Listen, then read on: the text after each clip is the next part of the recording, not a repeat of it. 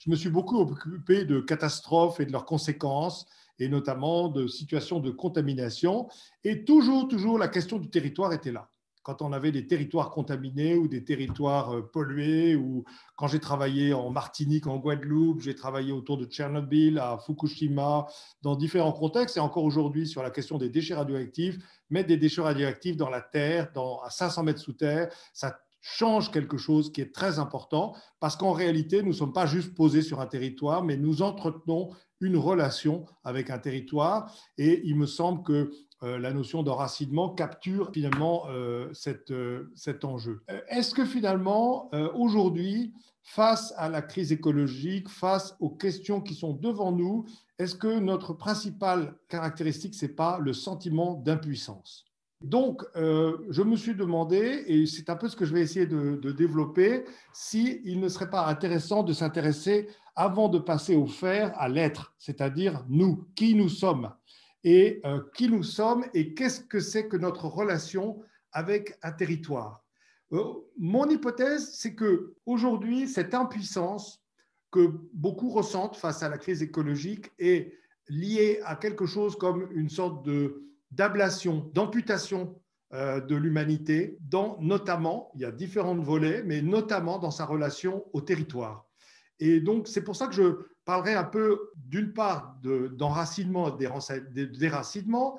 J'essaierai de montrer en quoi le territoire n'est pas seulement un donné environnemental, mais c'est quelque chose qui croise les humains, un territoire avec ses caractéristiques et une élaboration qui est quelque chose de tout à fait différent et qui tout procède même de l'être à la fois du territoire et des humains qui vivent dessus.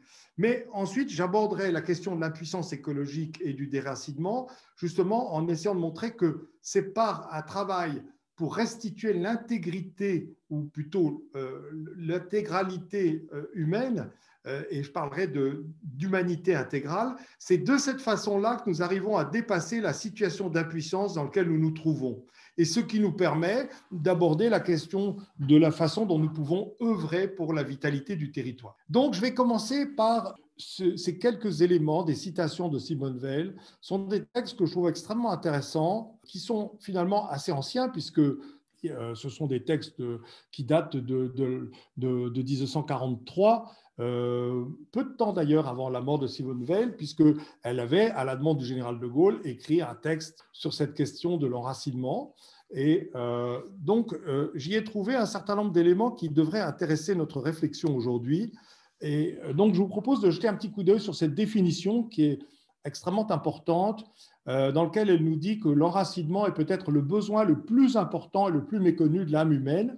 C'est un des plus difficiles à définir. Un être humain a une racine par sa participation réelle, active et naturelle à l'existence d'une collectivité qui conserve vivants certains trésors du passé et certains pressentiments d'avenir. Participation naturelle, c'est-à-dire amenée automatiquement par le lieu, la naissance, la profession, l'entourage. Chaque être humain a besoin d'avoir de multiples racines et il a besoin de recevoir la presque totalité de sa vie morale et intellectuelle, spirituelle, par l'intermédiaire des milieux dont il fait naturellement partie. C'est une définition évidemment qui ne concerne pas que la dimension du territoire, mais elle est présente derrière, et d'autant plus que de manière un peu concomitante à son affirmation de l'importance de l'enracinement finalement comme une dimension essentielle de l'être humain, Simone Weil aborde la question du déracinement géographique, c'est-à-dire de la façon dont les territoires, et notamment en France, ont été effacés, ou au fond sont entrés dans une phase de déclin, de perte de substance, ils ont été étouffés, abaissés, et ça c'est dans notre histoire, et c'est lié à l'émergence du pouvoir royal pour elle, c'est-à-dire l'État, contre d'une certaine manière les collectivités. Et c'est vrai que quand on se promène dans les territoires, on voit énormément d'éléments de patrimoine, et ces patrimoines ne sont pas le résultat d'une action étatique, c'est le résultat d'une vitalité des territoires et de la vie dans ces territoires qui a donné justement des contextes extrêmement variés, riches, vivants, différents. Et en fait, on peut dire avec elle que le sens même de ces collectivités a presque disparu. Au fond, il ne reste plus qu'à l'échelle de la nation. Tous ces éléments de contrées, de villes, de provinces, les petites villes de province aujourd'hui, ces unités géographiques, elles ont totalement perdu leur substance. Et de manière intéressante, elle affirme le problème du déracinement paysan n'est pas moins grave que celui du déracinement ouvrier. Quoique la maladie soit moins avancée, elle a quelque chose d'encore plus scandaleux, car il est contre nature que la terre soit cultivée par des êtres déracinés. Elle parle à la fois du territoire et des territoires abaissés et êtres déracinés. C'est-à-dire qu'il y a quelque chose d'extrêmement concomitant, d'une certaine manière, entre cette espèce à la fois de perte de substance des territoires et en même temps de déracinement des personnes. Bon, ça, je le cite parce que c'est vrai, quand on se dit, mais au fond, quand on voit ce qu'a été la Bourgogne, l'Alsace, la Bretagne, la Franche-Comté, la Provence, ce sont des lieux qui ont été des lieux de culture, de rayonnement, et on peut dire que depuis leur rattachement, depuis que de cette manière ils sont venus se loger dans cette entité, on va dire nationale qu'est la France, leur contribution a été finalement assez faible. Bien sûr, il reste ces patrimoines, mais au fond, ils ne sont plus vivants. Pour elle, elle situe du côté on va dire, l'avènement de cette royauté Louis XIVienne, dans son incarnation, et la fin évidemment du féodalisme, elle voit que d'une certaine manière, c'est évidemment pour elle le facteur explicatif le plus important et au fond qui a amené, je dirais, le choix d'une paix civile par rapport à une situation dans laquelle les territoires, d'une certaine manière, s'étaient enfermés dans des situations d'insécurité, de guerre civile. Voilà. Donc, c'est le regard, on va dire, historique qu'elle porte sur nos territoires. Et vous voyez qu'ils ne sont pas, en fait, on peut dire, ils sont liés à l'émergence de l'État, à la centralisation, mais ce n'est pas le regard qu'on porte habituellement, où on va tendance à dire aujourd'hui que nos territoires se sont effacés avec la mondialisation ou avec la spécialisation. Et donc, elle voit bien là des racines historiques. Ça m'amène finalement à la deuxième partie de mon propos, qui est de dire au fond, qu'est-ce que c'est qu'un territoire? Comment définir un territoire? Est-ce qu'un territoire, c'est seulement un espace? Non, en fait, c'est un espace qui, je dirais, est un lieu de vie et d'habitude pour les êtres vivants. Donc, en fait, ce n'est pas seulement un donné en soi, un environnement naturel, c'est quelque chose qui implique une relation avec des humains, avec une communauté humaine.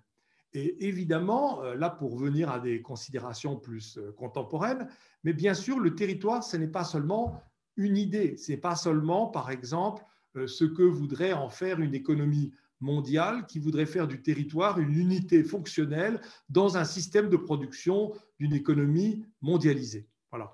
Donc, pour définir encore un petit peu, on va dire, on pourrait parler d'édification du territoire, c'est-à-dire la façon dont vont se rencontrer un donné environnemental ou naturel et les affinités d'une communauté humaine. Donc, ça fait intervenir le caractère propre d'un lieu géologique, biologique, et la créativité et le travail de ceux qui ont édifié ensemble ce territoire. Ce n'est pas le territoire, c'est ce territoire ici, dans ce lieu et pas ailleurs. Personnellement, j'ai une expérience qui m'avait assez frappé, avait été de visiter un ami qui était dans la partie Charente où on fabrique du cognac.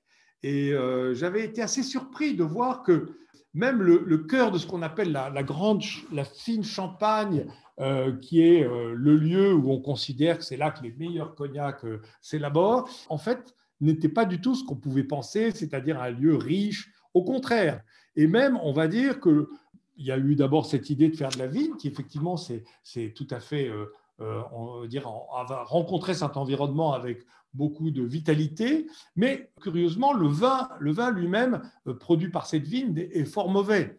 Donc, ça veut dire qu'il y a eu un travail, une créativité qui a abouti et qui progressivement est arrivé à l'idée qu'une eau de vie tirée de ce vin pourrait être bonne. Et ceci s'est mêlé avec d'autres caractéristiques qui étaient cette idée de faire vieillir cette eau de vie dans des fûts de chêne qui étaient produits non loin dans la région de Bordeaux et qui étaient utilisés pour faire du vin.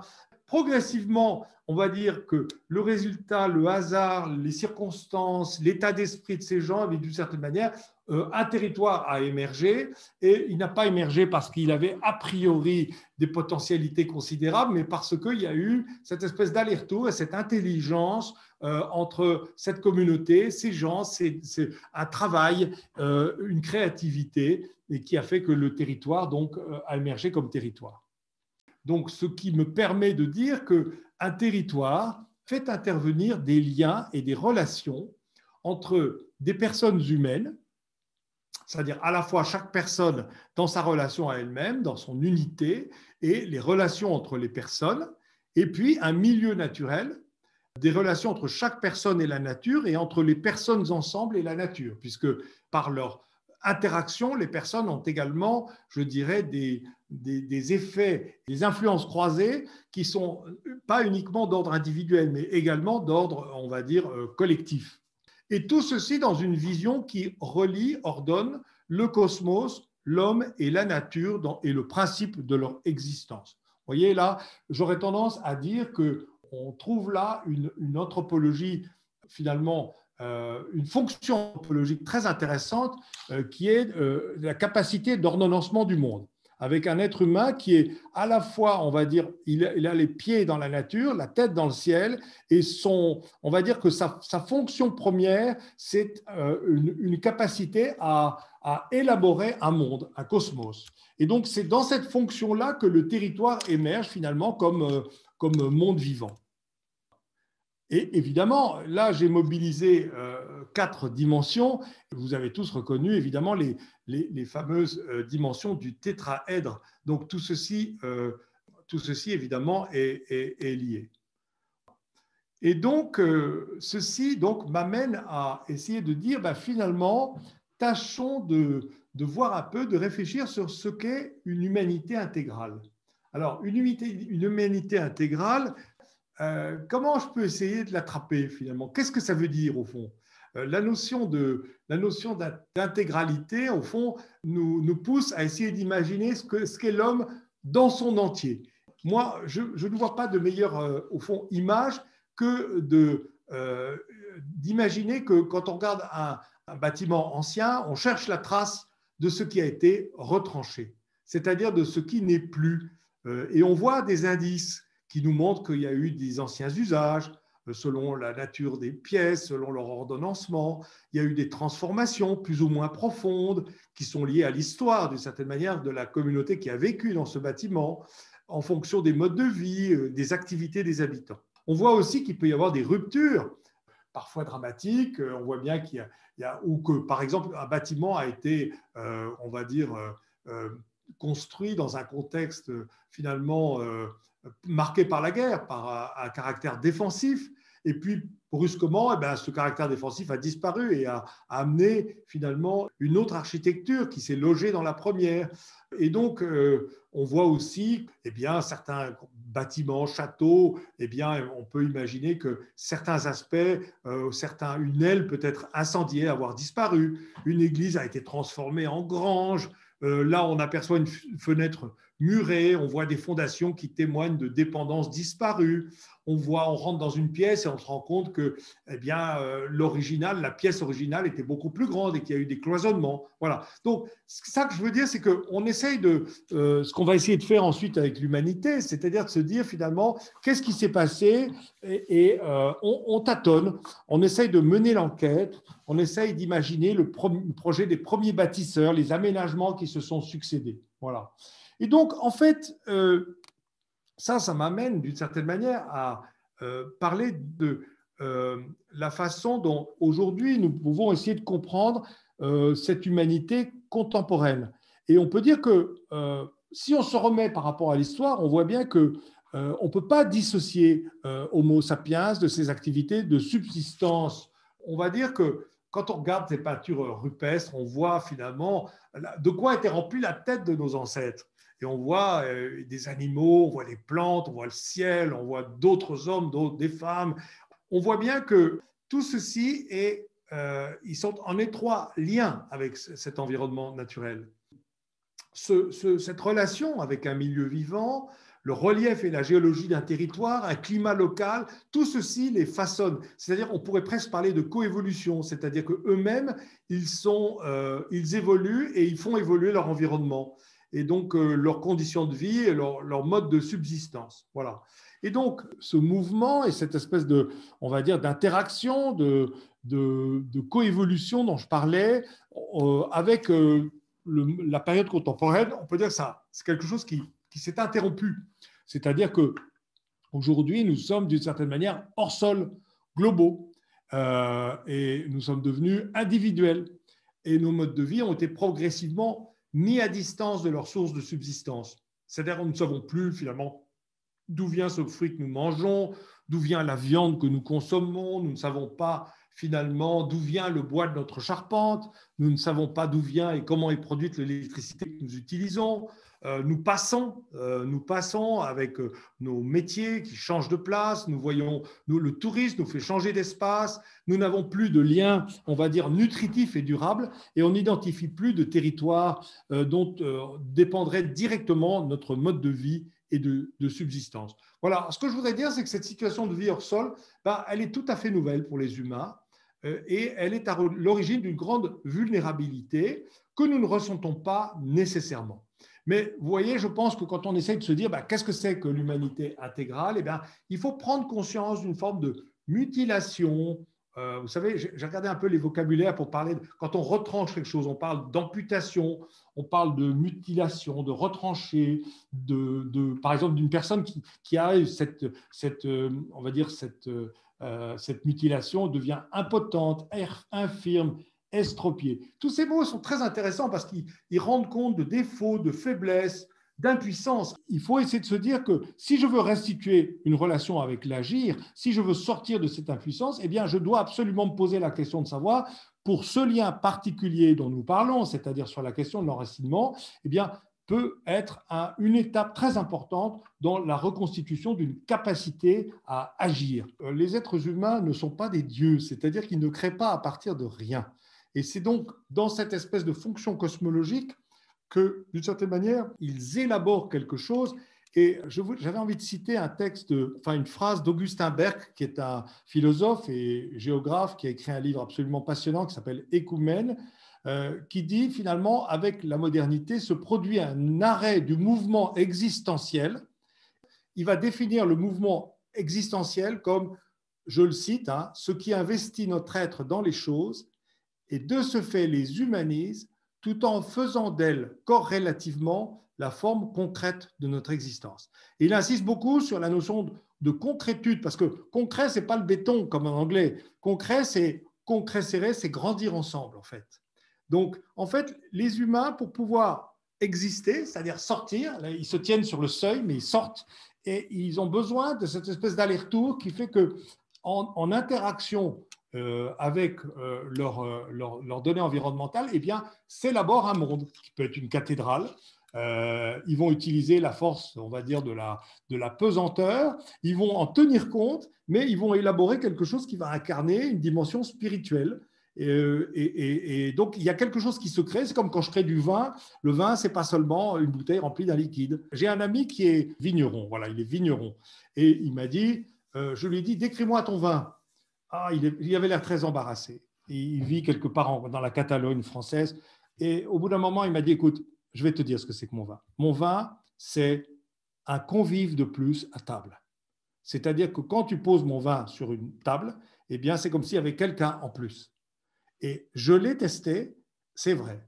C'est-à-dire, en fait, il se passe quelque chose. Ce n'est pas n'importe quoi un vin. Il y a toute la personne s'est investie, elle a fait quelque chose auquel elle croit qui est bonne pour tous.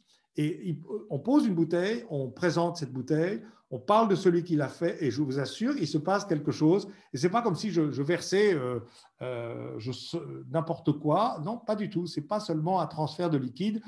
C'est quelque chose qui va bien plus loin que la réalité scientifique. D'ailleurs, c'est un des problèmes finalement de la modernité, c'est d'avoir, d'une certaine manière, c'est cet arraisonnement du réel, on va dire, cette disparition, cette fracture du réel, on pourrait dire, qui fait qu'il n'y a plus que la réalité objective, mais nous avons dissocié le fait et la valeur, et nous sommes d'une certaine manière bloqués, alors que cette fonction existentielle est très importante. Donc là, je passe à la deuxième partie de mon intervention, dans laquelle je vais parler d'impuissance écologique et de déracinement.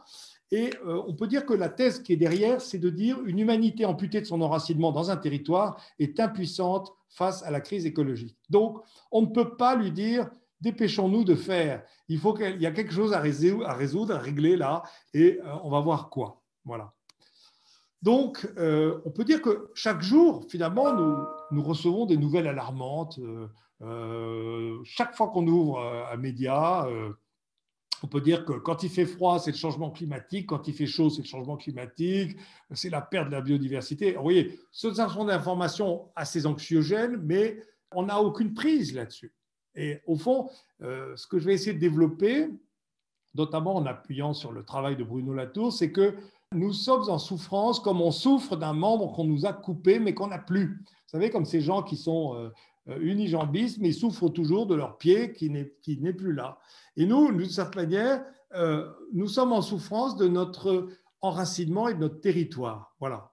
Et face à ce constat, en fait, du caractère très anxiogène de la crise écologique et au fond de la difficulté que nous avons à essayer de l'incarner dans un faire, justement, Bruno Latour faisait remarquer que ce n'est pas l'espace qui définit un territoire, mais les attachements, les conditions de vie, vous voyez, très en lien avec ce que je disais tout à l'heure. Et il disait, et j'ajouterais que si vous avez un territoire, si vous pouvez le visualiser, et bien sûr, si vous tentez de le faire prospérer, de le défendre avec et contre d'autres qui veulent se l'approprier. Donc là, on crée les conditions de ce qu'il appelle un atterrissage d'une certaine manière. Et au fond, on pourrait dire que le paradoxe, c'est qu'on a aujourd'hui une écologie de la nature, une écologie politique qui est conduite par une humanité amputée de son territoire, c'est-à-dire privée de liens explicites avec son milieu. Et au fond, détaché de cette partie de lui-même qui est son milieu, dont il tire sa subsistance, un humain n'est pas à même de défendre celui-ci, il est impuissant. Ça, c'est la thèse que défend Bruno Latour.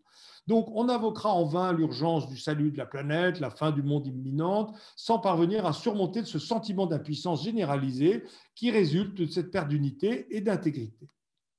Et donc là, je reviens à Bruno Latour qui, au fond, nous indique qu'il pense qu'il faut transformer toutes les questions qu'on attribuait naguère à l'écologie dans des questions de territoire, d'occupation, de défense des sols. Au fond, il veut refaire un lien entre nature et culture et il veut d'une certaine manière que nous soyons des défenseurs de nos territoires ou, on va dire, des personnes pour qui le territoire compte et la vie dans le territoire.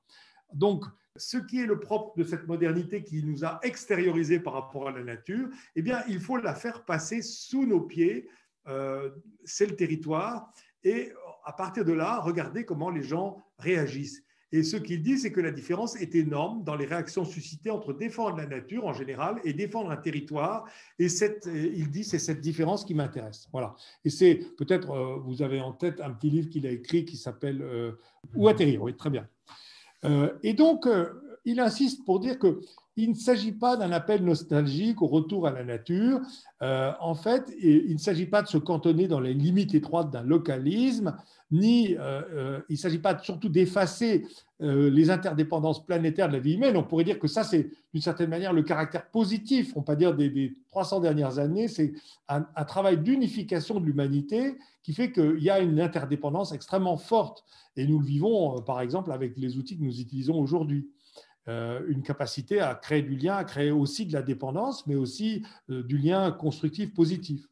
Et donc, il nous indique bien, là, il nous fait un petit avertissement, s'il y a un piège dans lequel il ne faudrait pas tomber, c'est celui de croire que le seul choix, c'est d'un côté entre la globalisation sans terre habitable et de l'autre, le repli sur l'État-nation sans définition concrète d'un sol réel. Ça m'amène à essayer d'amener quelques éléments de réflexion Vous verrez que c'est modeste, hein, c'est d'ailleurs un peu le propos pour nous dans le courant pour une écologie humaine, puisque cette association qui a été créée donc en 2013 s'est donnée pour objectif, je dirais, d'accompagner les personnes dans des démarches de transition. On pourrait dire que ce que je vais essayer de développer, c'est ce lien entre l'intégrité de notre humanité, la vitalité de notre territoire et la sortie de l'impuissance. Voilà. Nous voyons bien que la recherche de l'intégrité de notre humanité nous conduit à considérer ce qui fait de nous des êtres vivants, et êtres vivants qui tirent leur subsistance de leurs relations avec un milieu de vie fragile où interagissent des humains et des non-humains. On peut dire qu'il y a un mouvement avec de nombreuses personnes qui traduisent cet appel dans la recherche de proximité avec leur milieu vivant, en explicitant des formes de subsistance, en retrouvant une forme de prise et d'agir solidaire sur la production de leurs besoins premiers, la nourriture, l'agriculture, l'habitation, le chauffage, l'énergie, l'habillement, la santé, les relations sociales, la solidarité, l'éducation. Les exemples sont légion. Donc évidemment, il s'agit de dépasser la posture qui nous est assignée, posture de consommateur, d'individu isolé, impuissant, coupé de ses liens sociaux et territoriaux, liens qui sont vitaux. Voilà. Ce que je voudrais dire, c'est que cette espèce de mouvement, ce n'est pas un truc de bobo. Moi, je pense que c'est quelque chose qui est un signal, un symptôme. Il est en train de se passer quelque chose. Il y a d'une certaine manière cette ambition de récupérer du lien avec ses activités premières, avec tout ce milieu. Et pour ça, il faut effectivement commencer par se rapprocher d'un territoire. Mais ce n'est pas simple. Il ne suffit pas d'aller s'installer à la campagne. Il ne suffit pas d'avoir une ferme et de se dire je m'installe dedans. Il s'agit au fond progressivement de prendre conscience de ces liens vitaux et à partir de là, nous donner des nouveaux éléments de discernement qui nous permettent de ne pas être ballottés. Comme je disais tout à l'heure, on ouvre le journal, la crise écologique, le changement climatique. Finalement, là, on est à un niveau, on va dire, stratosphérique.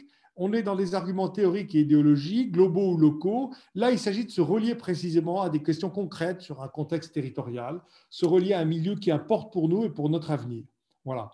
Et donc, à partir de là, nous pouvons déterminer ce à quoi nous tenons effectivement, ce que nous sommes prêts d'ailleurs à défendre, voir les tenants et aboutissants de chaque chemin possible, identifier les incertitudes et les dilemmes, comprendre comment et pourquoi nous devons nous relier.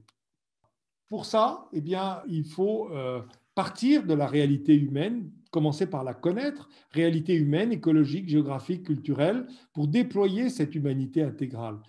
Dans l'écologie humaine, nous avons l'habitude de parler de bonnes cartes par opposition aux mauvaises cartes, parce qu'on se rend compte que dans bien des cas, il y a toute une phase préalable. C'est qu'au fond, les cartes que nous avons aujourd'hui nous amènent droit dans le mur d'une certaine manière. Elles ne nous permettent pas de trouver des chemins féconds et vivants. Donc, il y a vraiment un travail de réinterprétation, de compréhension des enjeux. Et je pourrais tout à fait citer la question de l'écologie telle qu'elle est posée aujourd'hui, ne permet pas de sortir finalement de cet enfermement dans une séparation entre l'homme et la nature, puisque on pourrait dire que dans l'écologie, on va dire, politique classique, eh bien, on oppose l'homme et la nature et on veut défendre la nature contre l'homme. Alors qu'en réalité, vous avez vu que toute la démarche de cette manière que j'essaye de décrire ici, consiste plutôt à se remettre dans cette espèce de dynamique de lien et d'enracinement avec cette nature. Ensuite, on peut donner des petits conseils, on peut donner des petits éléments. Je pense que, par exemple, un des éléments qui est ressorti de notre travail, par exemple à Chartres, c'était que partir des pauvretés était certainement un élément important. Et quand je dis pauvreté, ça peut être aussi bien concerner les êtres humains, mais aussi, pourquoi pas, la nature, l'épuisement des sols, la disparition de certaines espèces, la biodiversité. Mais le regarder franchement de telle façon qu'on puisse, à partir de là, essayer de construire quelque chose, trouver des partenaires, s'appuyer sur des personnes, progressivement bâtir de la confiance, ne pas se laisser enfermer, parler à tous, agir avec les plus vulnérables. C'est un peu général, mais j'ai essayé d'ajouter peut-être quelques éléments que je tire plutôt des travaux d'un architecte très intéressant qui s'appelle Lucien Kroll et qui parle au fond de ce qu'il appelle l'incrémentalisme, c'est-à-dire au fond ce sont des conseils pour engager un chemin. Mais ce que je voudrais dire d'abord, c'est que au fond la caractéristique générale des personnes qui veulent engager une transformation, très souvent finalement on a cette idée, enfin, il y a un malaise. Le projet qui s'offre à eux, leur vie, leur activité, leurs relations, tout ça ne correspond pas finalement, ne les nourrit pas en profondeur. Donc, en général, c'est quelque chose qui, je dirais, s'accompagne d'un sentiment de solitude assez fort. Ça veut dire sortir des chemins, sortir des normes, ça veut dire déjà exprimer ce qu'on pense, et souvent, ça n'est pas du tout facile. Donc, un sentiment de solitude et auquel vient s'ajouter la notion de peur, c'est-à-dire comment est-ce que je peux en parler? Je travaille, je ressens très fortement, je suis dans la cafétéria de la très grande entreprise dans laquelle je suis. Est-ce que je peux en parler au café avec mes collègues? Est-ce que je peux exprimer mes doutes sur finalement le sens que peut avoir l'activité que je mène quotidiennement? On voit bien que ce n'est pas simple du tout. Et surtout, on voit apparaître une notion de désarroi, c'est-à-dire, moi j'aime bien le mot désarroi, c'est un terme militaire qui vient de désarrayer, c'est une armée qui n'est pas en ordre de marche. C'est-à-dire qu'on n'est pas en face de cette question là encore, du faire, on n'est pas en ordre de marche. Et je vois aussi que souvent, eh bien, c'est quelque chose qui prend énormément de temps. Ça prend souvent, ça peut prendre plusieurs années, 5, 10 ans. On voit bien que les gens mettent beaucoup de temps à reconstruire finalement et à reprendre le dessus sur une situation dans laquelle ils se sentent isolés et sans prise. Voilà. Alors, là, dans ce contexte-là, moi, j'aime bien l'incrémentalisme. C'est un concept qui a été bâti par Lucien Kroll, qui avait la caractéristique de construire, d'élaborer des bâtiments en mettant en action des habitants et en leur proposant de participer à l'élaboration de leur lieu de vie, de leur espace de vie, vraiment très concrètement en mettant par exemple des gens dans une pièce avec tous les moyens pour imaginer, et puis en étant juste assis dans un coin et de temps en temps disant « Ah non, ça vous ne pouvez pas toucher parce que là j'ai besoin d'avoir une descente d'eau usée » ou bien « Ici, là, nous aurons des problèmes sur la question de l'incendie si vous faites ça », mais en les laissant avancer et en les laissant progressivement imaginer par eux-mêmes. Et là, je pense que j'ai envie de parler de cette tradition dans l'Église qu'on appelle le flair du peuple, je crois, le sensus fidei, si je ne m'abuse, je ne suis pas latiniste, mais cette idée que dans certains cas, il faut laisser avancer les personnes ensemble, progressivement, et que de cette façon-là, elles vont résoudre l'ensemble des questions et ne pas se substituer à elles en amenant des solutions. Mais pour ces personnes, au fond, l'idée centrale, c'est l'incrémentalisme, c'est-à-dire à la fois engager un chemin, transformer et se laisser transformer, étape après étape, refuser que la fin soit définie dès le début. Et vous voyez, par exemple, dans un projet qui a beaucoup compté pour moi, nous étions confrontés à des situations extrêmement déstabilisantes. Nous avions pris l'habitude, quand on prenait l'avion et qu'on allait en Biélorussie, nous avions pris l'habitude de dire avant, on se disait mutuellement, tâchons de nous préparer parce que les choses ne seront pas du tout ce que nous croyons et ça sera forcément différent et nous serons probablement déçus et il faudra regarder les choses autrement. Voilà. Et puis, deuxièmement, on avait pris une deuxième habitude, c'est encore un petit dicton qu'on avait, qui consistait à dire, lorsqu'on était totalement déstabilisé, ce qui arrivait en général à tout le monde au bout de quelques jours, eh bien, nous avions l'habitude de dire, qu'est-ce que cette situation totalement déstabilisante et inattendue nous dit d'intéressant et de nouveau sur la situation que nous n'avions pas du tout vue ni compris. Vous voyez, c'était d'une certaine manière changer son regard, se rendre d'une certaine manière plastique et ouvert à la nouveauté. Et donc, de cette façon-là, ça permet de décider à chaque étape, quand on l'aborde, et en regardant en arrière, ne pas figer trop tôt les étapes suivantes, et surtout ne pas figer la totalité de l'opération. Voilà, c'est ça l'incrémentalisme. Et Lucien Kroll dit c'est une façon écologique de décider par la participation continue de toutes les informations et de tous les informateurs qui surgissent au cours de l'opération. On apprend à marcher en marchant, on ajoute un élément après l'autre, sans cohérence. C'est la science de la débrouillardise, une méthode intuitive. Eh bien voilà, moi j'aurais tendance à proposer et à recommander cette méthode, d'engager des choses qui vous semblent être intéressantes. Et on pourrait presque dire que si vous êtes déstabilisé par ce que vous avez engagé, ça c'est très très bon signe. En général, quand les choses se passent comme prévu, en général, on ressort exactement comme on est rentré. Quand on s'est laissé déstabiliser, il s'est passé quelque chose d'important. Et donc, ça veut dire que vous êtes allé de A à B, mais vous êtes à même de dire qu'est-ce que sera l'étape C. Elle sera forcément différente et ce n'est pas du tout ce que j'avais pensé initialement. Nous vivons dans un environnement dans lequel il y a, on va dire, tiens, je vais passer tout de suite là-dessus, nous vivons dans un environnement dans lequel il y a eu une falsification anthropologique. Je ne vais pas développer ça, mais on peut très bien le montrer, comment depuis des gens comme Hobbes, Locke, il y a eu une espèce de construction fausse de ce que c'est qu'un être humain. Et en rupture d'ailleurs avec la philosophie classique qui, elle, au contraire, s'attachait à observer, vraiment s'inspirer du naturel. Donc, on peut dire que cette vision dans laquelle nous baignons nous présente comme des humains égocentrés, individualistes. De façon préalable au contrat social, eh bien, nous étions dans un état de nature, la guerre de tous contre tous, et que ça n'est que grâce à ce contrat social, c'est en nous en remettant à l'État, en remettant tous nos pouvoirs contre une sécurité et contre la défense de nos droits individuels, que nous pouvons construire un État civil, une société de paix. Voilà. Et donc, ça, tout comme, par exemple, l'idée que eh bien, nous ne faisons pas partie de la nature, et la nature, d'une certaine manière, c'est une ressource à valoriser, et que finalement, nous sommes embarqués dans un utilitarisme généralisé. Tout ce qui peut être valorisé doit être valorisé. Et que nous en tant qu'humains, eh bien, nous avons à nous replier dans notre casquette de consommateur, et qu'au fond, quand on nous donne les commandes, c'est toujours une tragédie parce que nous mangeons la grenouille et nous aboutissons toujours à ce que, d'une certaine manière, on perd le bien commun. Voilà. Et que du coup, ça justifie le fait que ceux qui peuvent s'occuper utilement de ce bien commun, eh bien, c'est le marché ou l'État qui peuvent coordonner les humains. Vous voyez, là, je vais atrocement vite en disant ça, mais c'est juste pour dire que nous devons nous déprendre de cette vision falsifiée de ce que c'est qu'un être humain. Par exemple, nous devons absolument garder en tête qu'un être humain, je ne peux absolument pas le comprendre si je ne comprends pas qu'il a à la fois un être personnel et un être social.